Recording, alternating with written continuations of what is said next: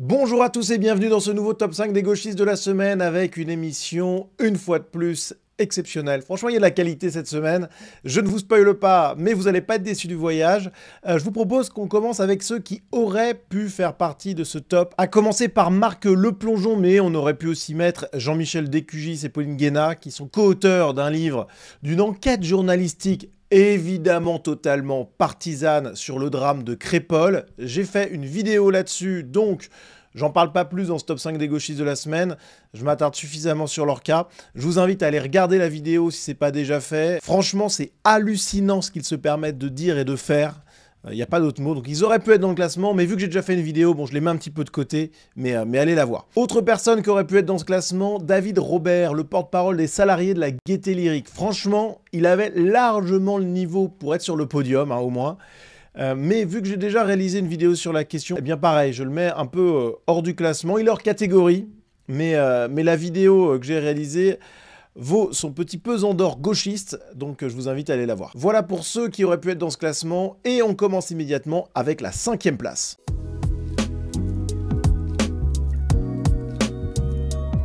En 5e position, on retrouve Anne Hidalgo, la maire de Paris, qui cette semaine nous régale. Alors, petit retour en arrière sur quelques déclarations d'Anne Hidalgo, qui est évidemment une grande féministe. Au journal Le Point, elle déclare « L'ordre patriarcal n'est pas un fantasme ». Et puis, sur Facebook, alors c'était il y a quelques années maintenant, mais c'est quand même une parole extrêmement forte.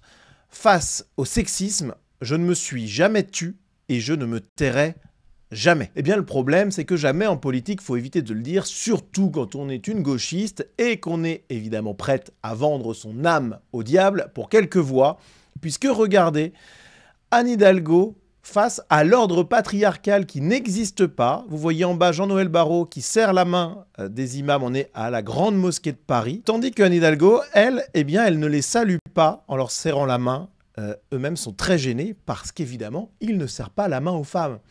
Et là, la grande combattante féministe, eh bien, elle se tait. Elle a parfaitement conscience de ce qui est en train de se jouer, il n'y a aucun doute là-dessus. Elle sait qu'elle ne peut pas leur serrer la main parce que dans leur religion, elle est inférieure à eux, mais parce que son ethnomasochisme gauchiste est trop fort, eh bien, elle se soumet à ces extra-européens qui sont une forme de divinité pour elle. Donc c'est très savoureux de voir cette hypocrisie, cette contradiction totale de la part d'Anne Hidalgo. Alors, autre chose qui, dans l'actualité, m'a fait penser à ça, c'est un discours que Damien Rieu estime terrifiant et je suis totalement d'accord avec lui. Ce sont des propos tenus par Alexandre Brugère, préfet des Hauts-de-Seine. On l'écoute, il est face à Pascal Praud, qui lui parle justement de cette infériorité de la femme par rapport à l'homme dans l'islam. On l'écoute.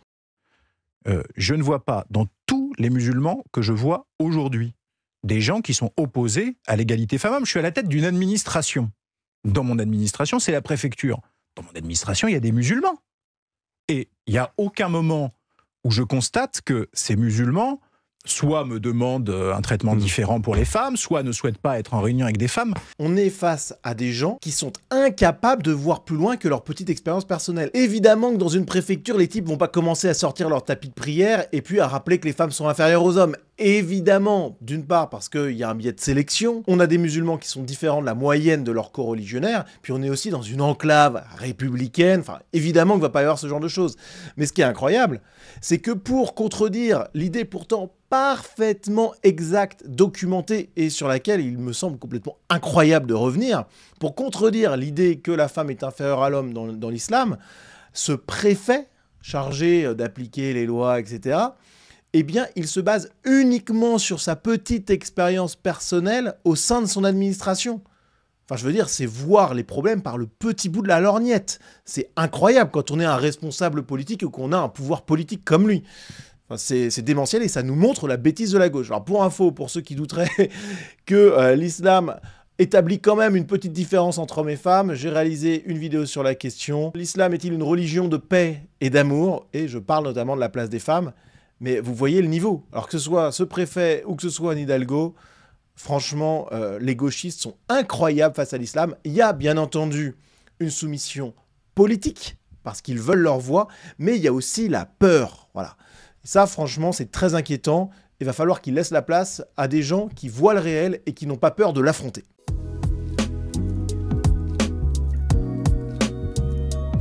En quatrième position de ce classement, on retrouve Manon Bril, qui est évidemment un pseudonyme. Son vrai nom, c'est Manon Champier, une youtubeuse histoire malheureusement assez connue, vu ce qu'elle nous dit dans cette vidéo.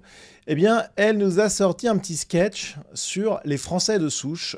On l'écoute. Je comprends pas les conservateurs, je comprends pas leur délire, c'est quoi ce délire de français pure souche aussi? Ça veut dire quoi un français pure souche? C'est qui la souche des Français? J'ai une petite liste pour vous, pour de vrai. Les Arvernes, les Helvètes, les Ceutrons, les Élusates. Bon là, elle va partir dans une longue déclamation de plusieurs dizaines de tribus gauloises pour nous dire qu'il y a un mélange de Gaulois et que finalement, s'il y a un mélange, il ne peut pas y avoir d'identité. Et elle reprend un petit peu plus loin, donc on écoute. En fait, là, je vous ai donné que des Gaulois, donc ça, c'est l'antiquité de l'Hexagone, qui était même pas encore un hexagone. Mais après, il y a les Grecs qui rappliquent, il y a les Romains, il y a tout le Moyen-Âge, avec tous les barbares, les Visigoths, les Francs, etc. Bref, je recommence pas, mais ça... Bon, déjà, elle se trompe quand même complètement. Bien sûr, il y a un apport culturel et civilisationnel des Grecs et des Romains en France et dans toute l'Europe de manière plus large, évidemment. Mais par contre, pour ce qui est de l'apport ethnique, les Grecs, c'est quasiment rien. Les Romains, peut-être un peu plus, mais ça reste quand même marginal. Mais passons, on voit que, franchement, elle mélange tout. Ça veut dire quoi, français pure souche? En fait, c'est un peu comme se demander... C'est quel parfum la salade de fruits? En fait, pendant très longtemps, personne n'est français, ok? On se pense pas français, on est breton, on est basque, on est auvergnat, bourguignon, etc., ok? Le fait de se sentir français, c'est très très récent. La mise en place du pouvoir, des monarchies, etc., ça date d'avant, mais l'idée qu'on ait une seule nation, c'est le 19e siècle, ok? C'est hyper récent. Le 19e siècle, c'est le siècle du lissage culturel, où on gomme toutes les particularités régionales. Bon, il y a beaucoup à dire sur ce sketch politique de la part de cette vidéaste. Premièrement, personne ne dit qu'il existe un français originel, une identité française originelle qui se serait maintenue telle qu'elle depuis des millénaires et des millénaires. Voilà. Personne ne dit ça quand il emploie le terme français de souche. Un français de souche, c'est quelqu'un dont l'immense majorité des ancêtres provient du territoire français, et ce, depuis des siècles et des siècles, et peut-être même plus d'ailleurs. Par exemple, je suis français de souche, pourquoi ? Parce que les recherches généalogiques menées par ma famille montrent qu'il n'y a pas un seul de mes ancêtres qui vient d'un pays étranger. Alors évidemment, cette vidéaste qui est dans une démarche totalement politique, elle va tenter de tout complexifier. Notons que si on suit sa déconstruction de l'identité française jusqu'au bout, il n'y a plus aucune identité nationale, ethnoculturelle, etc. qui puisse exister. On est dans la folie gauchiste pure. Aucun peuple africain, amérindien, etc. ne peut se revendiquer comme peuple autochtone selon la définition de Manon Bril, puisque, ultimement, on peut bien entendu remonter au fur et à mesure de l'évolution humaine soyons fous, jusqu'à un organisme monocellulaire. Mais parce qu'on n'est pas des débiles mentaux, parce qu'on n'est pas des attardés de gauche, on sait bien qu'il y a quand même des étapes dans l'évolution, que ce soit dans l'évolution de l'espèce, mais aussi des sociétés humaines, qui forment quand même des ensembles cohérents qu'on peut catégoriser et qu'on peut utiliser de manière pertinente. Donc oui, si l'apparition stricte du nationalisme français est relativement récente, enfin 19e siècle, ça commence quand même à dater, hein, mais de manière antérieure à ça, il y avait déjà une conscience nationale qui existait. Alors, elle n'était pas aussi forte qu'après, d'accord, mais elle existait quand même. Déjà, chez les Gaulois, qu'elle cite comme étant un ensemble de tribus hétéroclites et complètement désunies, il y avait en réalité une conscience d'appartenir à un même peuple. Donc c'est incroyable de méconnaissance historique. Mais en fait, on n'est pas dans la méconnaissance, on est dans la manipulation. Mais de toute manière, on n'est pas des petits gauchistes pointilleux là qui ressemblent à des employés de préfecture, qui regardent si tout est bien parfaitement en ligne, etc. Quand on dit français de souche, en fait, on parle de quelqu'un qui appartient à la civilisation européenne et qui a des ancêtres en France. Voilà, c'est pas plus compliqué que ça. Alors il y a toute une partie sur la salade de fruits. Alors oui, l'identité française est multiple, il y a plusieurs composantes. Il y a des composantes régionales, il y a des différences ethnoculturelles entre le nord de la France et le sud de la France, etc. Et oui, la France est un assemblage politique, mais pas que. C'est aussi un assemblage géographique. La France, c'est un espace géographique délimité par des barrières naturelles qui forment dès lors un espace dans lequel il y a une unité naturelle qui s'exprime, même s'il y a des différences. C'est aussi une identité culturelle commune qui a peut-être été forgée récemment, selon Manon Bril, mais bon, déjà, c'est pas aussi récent que ça, mais et alors? Même si c'était récent, ça n'empêcherait pas que cette identité commune, elle existe. Et que donc que ceux qui sont les héritiers de cette identité peuvent s'en prévaloir. Et donc si leurs ancêtres ont partagé cette identité, eh bien ce sont des Français de souche. Voilà, tout simplement. Notons d'ailleurs pour conclure sur cette idée de salade de fruits, que personne ne conteste, je le répète, hein, que oui, certes, il y a peut-être une salade de fruits. Mais une salade de fruits, on peut pas y mettre n'importe quoi. On peut pas rajouter des ingrédients qui viennent transformer une salade de fruits en autre chose. On peut pas mettre de viande, par exemple. Et donc l'identité française de souche, même si elle peut être composée de plusieurs identités distinctes à la base, eh bien, on ne peut pas y rajouter n'importe quoi. Voilà. Et ça, Nombril, évidemment, ne vous le dira pas plus qu'elle n'ira faire ce discours-là chez des Papous, chez des Africains subsahariens, etc. Elle ne va jamais nier la réalité de l'identité de peuples opprimés, des peuples premiers, etc. Là, pour le coup, elle défendra leur droit à l'autodétermination et au respect de leur identité. Hypocrisie gauchiste totale. Franchement, on est face à des arguments qui sont ridicules, mais c'est tellement gros que finalement, ça en devient drôle. En tout cas, c'est beaucoup plus drôle que le sketch initial de cette vidéaste humoriste qui mérite bien sa place dans ce classement des gauchistes de la semaine. Juste avant de passer au podium de cette émission, un petit mot pour les partenaires Sunrise avec, en premier lieu, Idéochoc, cette plateforme de podcast qui résume, qui condense des ouvrages essentiels pour se forger une culture historique, politique, intellectuelle, philosophique. C'est vraiment de très grande qualité. Vous avez un résumé, un condensé, vraiment c'est comme une fiche de lecture, mais ultra premium d'ouvrages essentiels. Vous avez le format audio et vous avez aussi le format texte avec des dizaines et des dizaines d'ouvrages et des sorties toutes les semaines. La sortie de la semaine, Histoire des croisades, tout un programme qu'on pourrait envoyer peut-être à Manon Bril, peut-être qu'elle aura encore des choses à nous dire. Vous avez également en partenaire Sunrise la nouvelle librairie, une librairie en ligne et une maison d'édition qui publie des ouvrages de très grande qualité. Vous avez un code promo Sunrise en description qui vous permet d'avoir une réduction importante. C'est évidemment l'endroit où acheter vos livres plutôt que sur Amazon ou chez un libraire gauchiste. Et puis vous avez aussi la possibilité d'acquérir cette statuette que vous voyez derrière moi. Vous avez le site sunriseshop.tube qui vous permet d'avoir toutes les infos là-dessus. C'est vraiment de la superbe qualité aussi avec une vidéo qui vous explique tout. Je vous laisse regarder tout ça. Vous avez tous les liens qui vont bien en description de cette vidéo. On se retrouve immédiatement pour la suite du classement.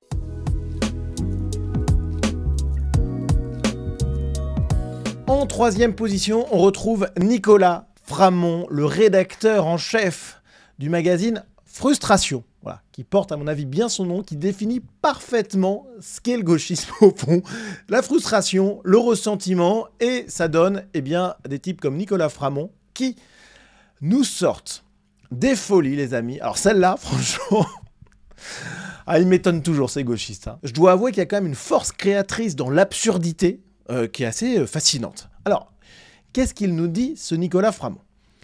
Si tout le monde gagnait le même salaire, il serait de 2630 €. Actuellement, 66% des salariés gagnent moins. La majorité des gens a donc intérêt à l'égalité. Ma proposition de salaire égal est à lire dans Frustration. Donc on a la proposition d'un salaire unique à 2630 € net par mois, avec dans cet article un titre qui donne envie finalement. 66% des salariés vont gagner plus en cas d'instauration d'un salaire égal. C'est une affirmation de la part de Nicolas Framont qui ne met aucune prudence dans son article. Alors c'est une proposition tellement stupide, tellement révélatrice de ce qu'est le gauchisme, c'est-à-dire une adolescence mentale, voire une enfance mentale. Ces gars, franchement, sont des attardés. Les gauchistes sont des attardés. Il faut que ça rentre dans l'esprit des Français. Nous donnons beaucoup trop d'importance politique, enfin ni vous ni moi, mais à ces gens-là. C'est impensable de laisser encore des débiles comme ça dicter la moindre chose dans notre société. Voilà.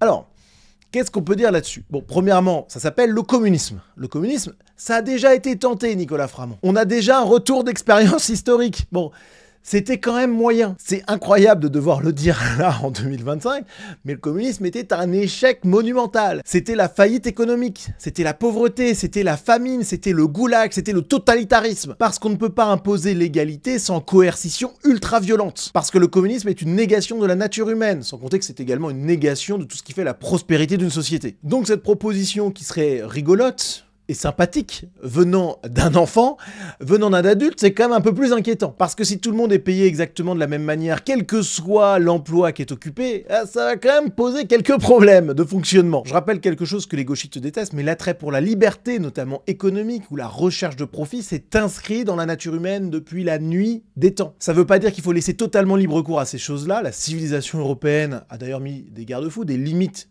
de bon sens, qui encadre et qui canalise cette nature humaine pour l'amener vers l'excellence, mais c'est impossible de vouloir supprimer la liberté et la recherche de profit. Alors il y a plein d'objections évidentes à tout ça, notamment le fait que il y a des métiers qui seront peut-être moins attractifs que d'autres.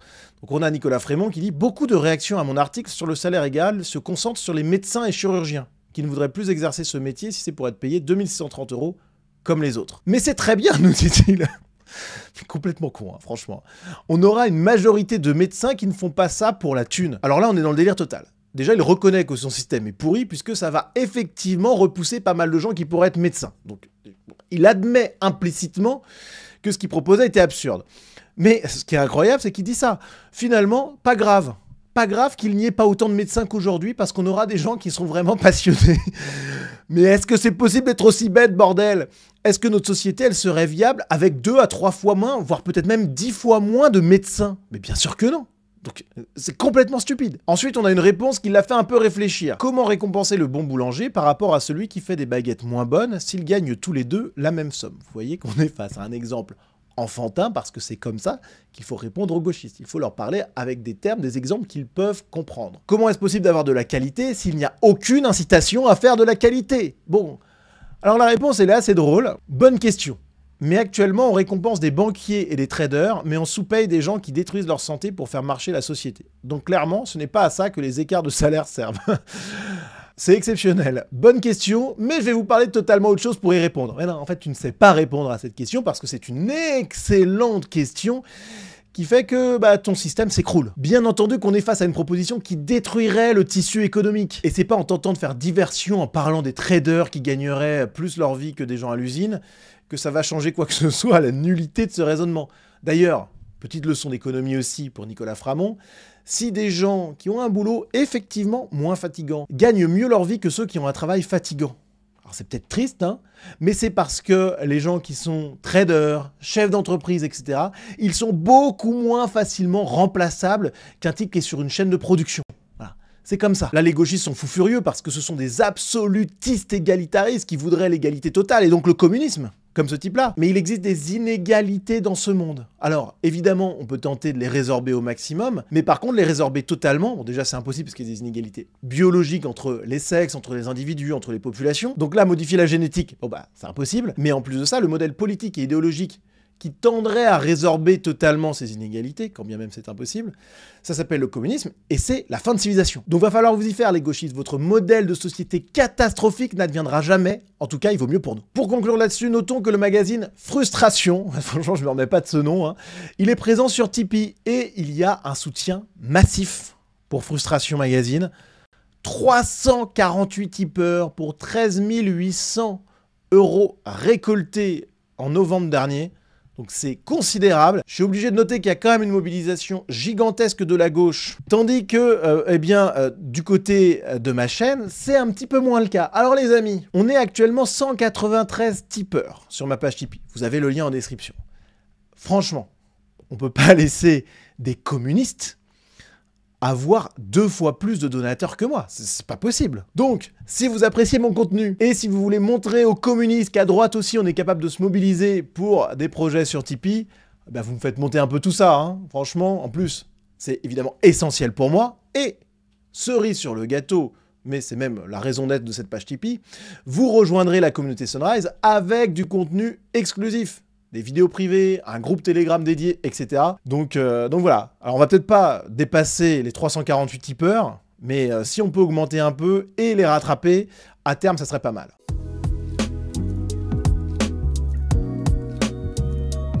En deuxième position de ce top 5 des gauchistes de la semaine, on retrouve un habitué, Jean-Luc Mélenchon, qui une fois de plus nous a fait une sortie anti-européenne, ethnomasochiste. On l'écoute. Là est en train de se constituer une alliance africaine, tout le continent africain pour l'espace.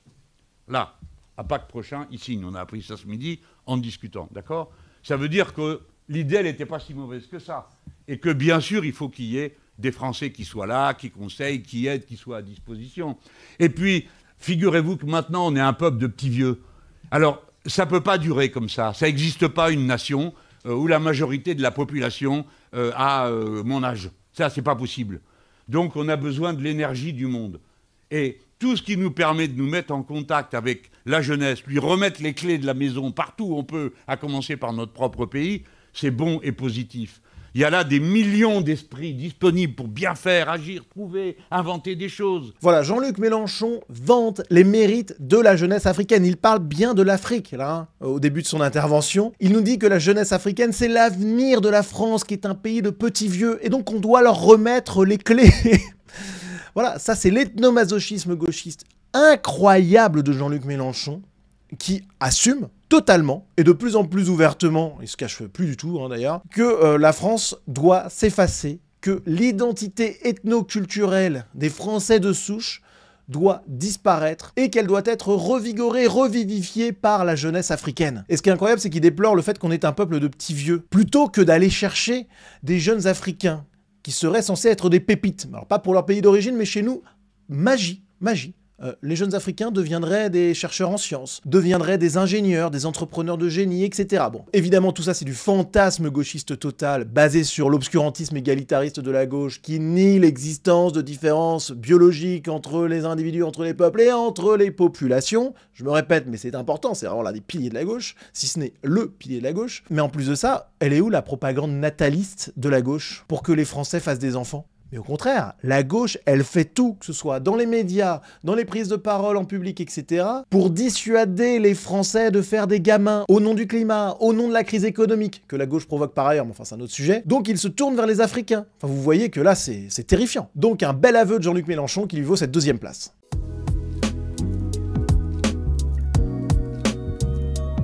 Et en première place cette semaine, avec une performance exceptionnelle, Thomas Guénolé. Thomas Guénolé, franchement, il nous a régalé. Alors déjà, il a décidé d'attaquer Marine Le Pen sur Twitter, on ne sait pas trop pourquoi, mais il a décidé de multiplier les tweets. Alors regardez ça. Voilà comment il présente cette photo sur Twitter. Marine Le Pen avec un suprémaciste blanc faisant un salut néo-nazi. Alors là, je me suis fendu d'une réponse parce que... c'est rare que je réponde aux gauchistes, mais Thomas Guénolé, c'est toujours avec un malin plaisir. Donc je vais d'abord commencer en disant que j'avais dû vérifier que c'était bien son compte, parce que j'étais pas sûr, tellement c'était idiot comme tweet. Il est évident pour quiconque ayant un cerveau en état de marche, ce qui exclut beaucoup de gens à gauche, dont sans doute Thomas Guénolé, c'est certain. Il est évident pour tout le monde que Marine Le Pen ne connaît pas la personne avec qui elle était. Je sais même pas si c'est, comme il le dit, un suprémaciste blanc. Voilà. Franchement, ça mériterait d'être vérifié. À mon avis, c'est pas évident. Mais même si c'était le cas, Marine Le Pen fait des photos avec des milliers et des milliers de personnes tous les ans. Donc parfois, il y a une mauvaise surprise. Et ça arrive régulièrement à des gens de gauche d'être pris en photo avec des gens qu'ils apprécient pas trop théoriquement. Regardez Alice Cordier qui troll Darmanin. Bon, elle est tout sourire. Lui, il sait pas qui c'est, la présidente du collectif Némésis. Donc c'est une blague de la part d'Alice Cordier. Mais lui, Darmanin, évidemment que lui ne sait pas qui elle est. Donc on peut pas l'accuser d'être militant Némésis. Ça n'a aucun sens. Pareil, on a Valérie Hayé, tête de liste macroniste aux dernières européennes, qui a été prise en photo, accompagnée de gens qui lui faisaient une petite blague. Elle ne savait pas qui c'était, elle est tout sourire, et c'est pas pour autant qu'elle adhère aux idées des gens avec qui elle est sur la photo, évidemment. Donc déjà, l'argumentation de Thomas Guénolé, elle est absurde. Quant au signe qui serait prétendument un signe néo-nazi, bon en fait, c'est un troll du forum 4chan, et même s'il y a éventuellement certaines personnes dans le monde qui utilisent vraiment premier degré radicalement ce signe comme un symbole de ralliement radical ou que sais-je, bon, c'est une ultra minorité, mais une ultra minorité. Et bien entendu que Marine Le Pen n'était pas au courant de cette symbolique ultra marginale. Et si Marine Le Pen avait été au courant de ça, et si elle avait également été au courant que la personne avec qui elle se prend photo était... prétendument, selon Thomas Guénolé, un suprémaciste blanc. Mais jamais elle n'aurait fait cette photo. Enfin, faut être complètement dingue pour soutenir le contraire. Donc Thomas Guénolé raconte n'importe quoi.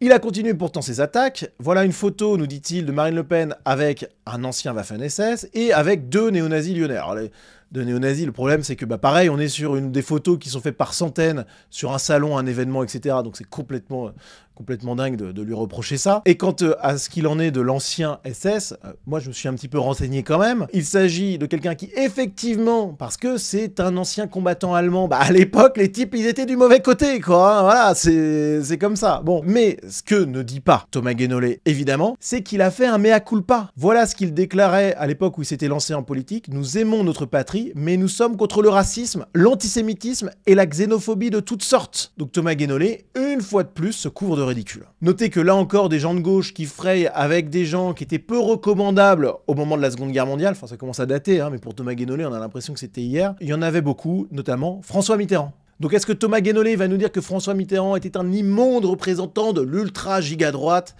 Je ne suis pas certain, en sachant en plus que toutes ces photos, franchement, elles ont plus de 10 ans, enfin c'est du délire. Alors Thomas Guénolé, il a continué sa croisade anti-RN en s'attaquant à Jordan Bardella. Alors puisque en plus il est dégoûté, Thomas Guénolé, parce que toutes ces accusations en antisémitisme sont évidemment là absurde et ringarde au dernier degré, mais en plus de ça, dans quelques jours, Jordan Bardella, il va se rendre en Israël à l'invitation d'un ministre israélien, donc ce procès en antisémitisme, il est délirant. Mais Thomas Guénolé, il n'est pas d'accord, donc il attaque Jordan Bardella. Et il lui demande, est-ce que vous allez exclure du Rassemblement National le député Frédéric Boccaletti, ancien propriétaire d'une librairie antisémite et négationniste? Et quid du bal nazi à Vienne auquel Marine Le Pen a participé en 2012? Alors, c'est fatigant. Vraiment très fatigant. Alors déjà, ce n'était pas un bal nazi, absolument pas. C'était un bal au sein duquel elle a rencontré le chef du FPO, qui est un parti institutionnel de droite en Autriche, qui a gouverné. Donc déjà, c'était il y a près de 15 ans. Et ensuite, Thomas Guénolé, il ne fait que répéter les mensonges de la gauche radicale et militante. Quant à ce député RN qui serait antisémite et négationniste, déjà, on parle des années 90, mais j'étais à peine né en fait. Donc déjà les gens ont le droit de changer. Je rappelle que Thomas Guénolé est de gauche, donc théoriquement il croit au fait qu'on peut changer et que les criminels ont le droit à une deuxième chance, voire même une 10e, une 15e, une 30e chance. Mais ensuite, qu'est-ce que ça veut dire de vendre des livres antisémites? Regardez la Fnac. Est-ce que ce livre-là, dont je vais pas citer le titre pour pas faire sauter la monétisation de ma chaîne, est-ce que il ne devrait pas valoir à la Fnac les remontrances de Thomas Guénolé? Est-ce que Amazon, qui vend des livres de Louis-Ferdinand Céline, qui n'était pas précisément un philosémite, est-ce que Amazon, on doit le fermer? Est-ce que les éditions Gallimard, qui publient Céline, on doit également leur faire un procès en antisémitisme? Il y a un moment où ces arguments-là, ils n'ont plus aucun sens. Toutes les librairies de France vendent des ouvrages antisémites et racistes à un degré ou un autre, ou écrits par des auteurs qui ont eu des propos que Thomas Guénolé aurait évidemment critiqués. Donc c'est incroyable de malhonnêteté. Et la semaine de Thomas Guénolé ne s'est pas arrêtée là, puisqu'il a évidemment défendu les migrants qui ont laissé la Gaîté Lyrique dans un état déplorable, avec de la saleté, de la casse partout, des tags Nique la France et compagnie. Donc évidemment que Thomas Guénolé, sur le plateau de Touche pas à mon poste, il les a défendus, ça ne l'a pas choqué, comme il dit, bon. Mais Thomas Guénolé, au-delà de ses prises de position incroyables, il nous a beaucoup fait rire. Voilà, là, j'étais un peu tendu pour expliquer la bêtise de ses raisonnements. Là, on va se détendre totalement, puisqu'on va se marrer un peu avec Thomas Guénolé, qui a une semaine assez drôle. On le voit qui remercie de tout son cœur le public bruxellois pour son accueil chaleureux lors de sa conférence sur son dernier ouvrage. Bon, je sais pas si on peut vraiment parler d'un enthousiasme délirant. Thomas Guénolé, il a pas l'air de soulever complètement les foules quand même. Bon, première chose. Mais alors le clou du spectacle, là franchement, rien que cette séquence-là aurait pu lui valoir la première place. Thomas Guénolé, qui sur le plateau de Touche pas à mon poste, tente de faire des pompes. Alors les amis, vous savez, moi je crois que dans un pays, il faut tout. Il faut des mecs musclés, des mecs costauds, il faut aussi des ingénieurs, des mecs qui sont intelligents. Et je ne demande pas à tout le monde de savoir faire 20 pompes. Voilà. Bon, après il y a une limite, c'est-à-dire que savoir faire 5 pompes, voire 10 pompes, ça devrait quand même être la base. Bon, mais à la limite, pourquoi pas. Mais par contre, quand vous savez que vous allez être filmé, comme Thomas Guénolé, sur le plateau de Touche pas à mon poste, et que vous n'êtes pas capable d'avoir la force physique de faire quelques pompes.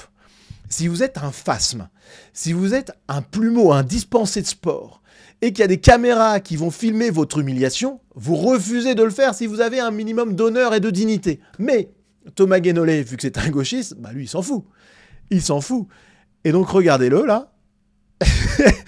Face caméra, il tente, il réussit pas. La première, il ne réussit pas. Il essaye de faire une pompe normale et la première, elle ne passe pas. Regardez-le, il est dans le... Aïe, c'est compliqué. Et donc les autres, il va pas... Bah non, c'est même pas des demi-pompes, hein, c'est des quarts de pompe. C'est ridicule. Regardez-le, il est en PLS total. Et il va en faire 7. Jusqu'à ne plus en pouvoir. Regardez sur le plateau, tout le monde se fout de sa gueule. Mais quelle indignité! Faut pas faire ça, Thomas Guénolé, en fait. Enfin, petite leçon de vie. Mais ne va pas t'humilier devant la France entière comme ça. C'est pas bon pour toi, c'est pas bon pour ton image. D'autant plus que la semaine d'avant, il nous disait qu'il était prêt à aller faire la guerre contre les Russes. Bon, c'est louable, d'accord, mais va falloir un peu de remise en condition physique avant ça, parce que là, franchement, on n'y est pas, quoi. Non, mais c'est terrible, hein. Ces images, elles sont... ouais, elles sont dures, hein. C'est ce genre de type qui va nous donner des leçons. C'est ce genre de type qui va tenter de se placer en supériorité morale par rapport à nous. Je sais pas. Ouais. En tout cas, supériorité physique, on n'y est pas. Putain, 7 pompes. Franchement, les gars, c'est pas possible. Je pense que même sans condition physique, vous savez que vous avez les caméras tournées vers vous. Vous savez qu'il y a des millions de Français qui vont regarder cette séquence. Ah non, vous êtes obligé de vous forcer. Vous allez au bout de vos limites. Et vous faites vos 10 pompes, quoi. Je sais pas. C'est terrifiant. Ça nous montre bien ce que c'est le gauchisme au fond, hein. Allez, pour conclure, Thomas Guénolé, j'ai trouvé ça marrant. Thomas Guénolé qui répond à des gens sur Twitter. Il répond notamment ici à Franck OM13. D'accord ? Donc, on s'en fout de ce à quoi il lui répond, c'est même pas important. Mais il lui répond.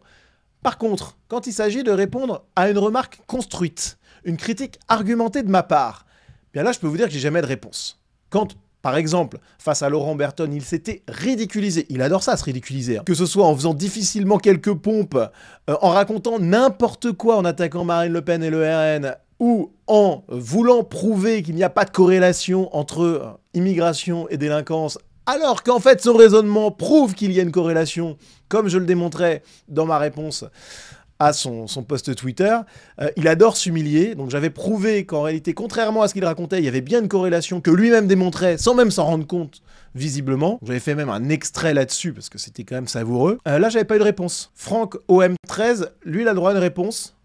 Moi, pas. Je crois avoir une petite idée de la raison de ce choix dans les réponses de Thomas Guénolé sur Twitter.